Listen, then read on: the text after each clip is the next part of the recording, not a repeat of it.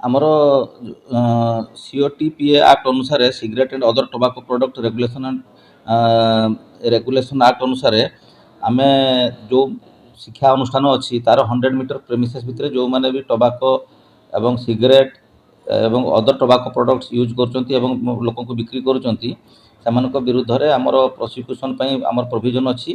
ଆଉ ସେହି ହିସାବରେ ଆମର SP ଭଦ୍ରକ ଗୋଟେ ଟିମ୍ କରିକି ଆମର ଭଦ୍ରକ ଟାଉନ୍ ଥାନା ତରଫରୁ ମୁଁ ଲିଡ୍ କରିକି ଆମର ଆଜି 10ଟି ଜାଗାରେ ଭଦ୍ରକ ଅଟୋନମସ୍ କଲେଜ, ଜିଲ୍ଲା ସ୍କୁଲ, ଗାର୍ଲସ ହାଇସ୍କୁଲ ଏବଂ ସରସ୍ୱତୀ ଶିଶୁ ମନ୍ଦିର ଆମର ଗାନ୍ଧୀ ପଡ଼ିଆ ପାଖରେ ଥିବା ପାନ ଦୋକାନ ଆଉ ଅନ୍ୟାନ୍ୟ ଷ୍ଟେସନାରୀ ଦୋକାନରୁ ଯେଉଁମାନଙ୍କର ଟୋବାକୋ ବିକ୍ରି ହେଉଥିଲା, ସିଗାରେଟ୍ ବିକ୍ରି ହେଉଥିଲା, ସେଗୁଡ଼ିକୁ ଜବତ କରିକି ତାକୁ ଆମେ ନଷ୍ଟ କରିଛୁ। ଏବଂ ଏଥିରେ ଆମକୁ ଏକ୍ସାଇଜ ଡିପାର୍ଟମେଣ୍ଟ ମଧ୍ୟ ସହଯୋଗ କରିଥିଲେ, ଭଦ୍ରକ ଏକ୍ସାଇଜ ଡିପାର୍ଟମେଣ୍ଟ ମଧ୍ୟ ସହଯୋଗ କରିଥିଲେ।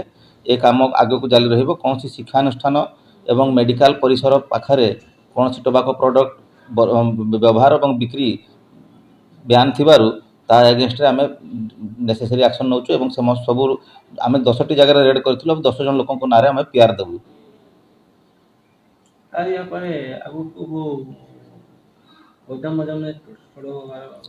ନା এই जो ଆକ୍ଟଟି ଅଛି ଏଟା କେବଳ ଆପଣଙ୍କ ସ୍କୁଲ ପ୍ରେମିସେସ୍ ଏବଂ ହସ୍ପିଟାଲ ପ୍ରେମିସେସ୍ ଭିତରେ ଆପଣ ଟୋବାକୋ ପ୍ରଡକ୍ଟ 100 ମିଟର ରେଡିୟସ୍ ଭିତରେ ଆପଣଙ୍କ ଟୋବାକୋ ପ୍ରଡକ୍ଟ ବିକ୍ରି ଉପରେ ନିଷେଧାଦେଶ ଅଛି।